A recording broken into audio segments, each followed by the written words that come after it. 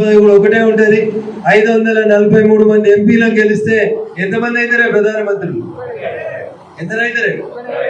ఎవరికే గర్వకారణం? ఎవరికది? మోడీ గారి కాళ్ళు మొక్కుతున్నారు వేరే దేశాల అధ్యక్షులు అంటే అది ఒక మోడీ గారికి తగిన గౌరవం కాదు. మోడీ గారి పార్టీలో సభ్యులైన మనందరికీ కూడా భారతీయులుగా గర్వపడాల్సినటువంటి అవసరం లేదా? మీరు గర్వపడతలేరా? అప్పుడు మోడీ గారి భాషలో చెప్పాలంటే నా ఛాతీ 56 ఇంచులు ఉంటుంది శత్రువులని ఢీకొనేటప్పుడు అని చెప్తారు.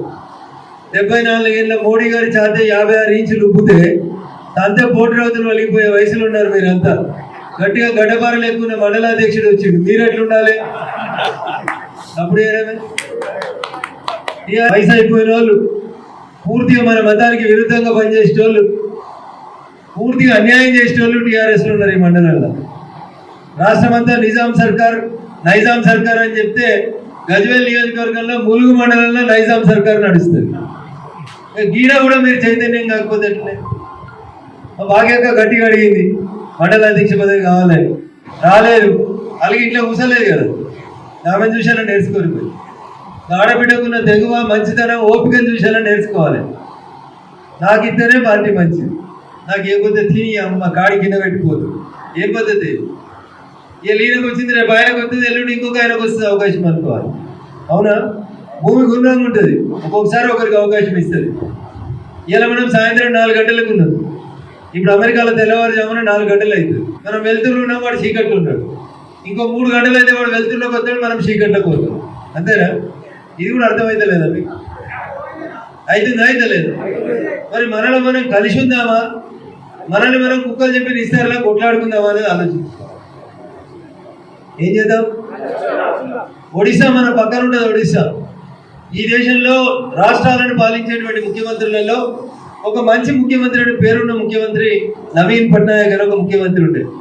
అవినీతికి దూరం, ఏ కాంట్రవర్సీలకు ఓడు, ఆయన పనేందో ఆయన చేసుకుని అమాయకంగా మంచిగా పోతుంటాడు మా భూమన్న లెక్క. కనుక ఒడిశాలో కూడా భారతీయ జనతా పార్టీ కార్యకర్తలు పట్టుబట్టి నవీన్ పట్నాయక్ లాంటి కూడా గద్దె దించి ఎవరు గెలవాలని కొట్లాడారు? కమలం గుర్తు గెలవాలని కొట్లాడారు. నేను ముఖ్యమంత్రి నువ్వు ముఖ్యమంత్రి అని కొట్లాడలేదు. కొట్లాడిరా? ఎవరు గెలవాలని కొట్లాడారు?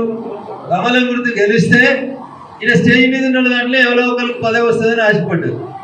That should be the spirit of BJP. ఎప్పుడు కూడా ఏం చెప్తాం? Bharatiya Janata Party is a party with difference అని చెప్తాం.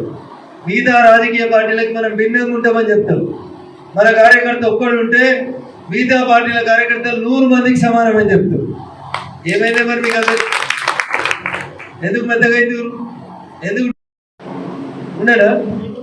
లేకుండే కదా, మోటార్ సైకిల్ కూడా సరిగ్గా లేకుండే కదా సీనియర్కి. మరి ఆయన పార్టీ అవకాశం ఇవ్వలేదా? ఆ రోజు ఎవరైనా రాసిరా? ఓ సామాన్య కార్యకర్తకు అధ్యక్ష పదవి ఇచ్చిరని మీరు అంతా సపోర్ట్లు కొట్టిరా? కొట్టలే. కానీ ఇయ్యాల మండల అధ్యక్ష పదవి ఇవ్వగానే వెనకకెళ్ళి కుసకుసలు మొదలైతాయి. లక్ష్మణ్ తెల్ల బట్టలు వేసుకున్నాడు, గట్టి ఉన్నాడు, అందుకని లక్ష్మణ్కి ఇచ్చిరు. ఏముంటాడే? గట్టిగా ఉంటే ఏం చేస్తాడు ఆయన? బీజేపీ నాయకులు కార్యకర్తలు ఎవరికైనా అమ్ముడు పోయేటోళ్ళ? అట్లా అమ్ముడు పోయేటోళ్ళు అయితే మీరు ఇన్ని రోజులు గజవేళ్ళు ఎట్లా మిగులుతురా? అప్పుడు ఏరైనా? అందుకని కడుపులో ఉన్న గ్యాస్ని బయట పెట్టు, గ్యాస్ బయటికి పెట్టుకోరు దయచేసి. శత్రువుతో కొట్లాడాల్సిన సోషల్ మీడియాలో మనల్ని మనం కొట్లాడుకుంటే ఎట్లా బతుకుతామా? అప్పుడు ఒక్కొక్క ఏళ్ళతో నేను ఎదురుమని ఆయన ఓడిసిన అనుకో, నా ఏళ్ళే ఇరిగిపోతుంది. అదే 5 ఏళ్ళని పిడికిలు వేసి కొట్టిన అనుకో, ఆయన పేగులు బయట పడుతుంది. పడతాయా? పడయా? ఉన్న 10 మంది మనం గట్టిగా ఉన్నాం అనుకోండి, రేపు ములుగు జడ్పీటీసీ అయినా ములుగు ఎంపీ పైన ఎవరు గెలుస్తారు? ఎవరు గెలుస్తారా? గెలవా వద్దా?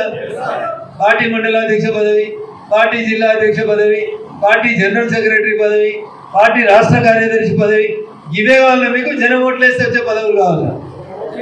నాకు జనం ఓట్లేస్తే గెలవాలని చేతులు ఎత్తుంది.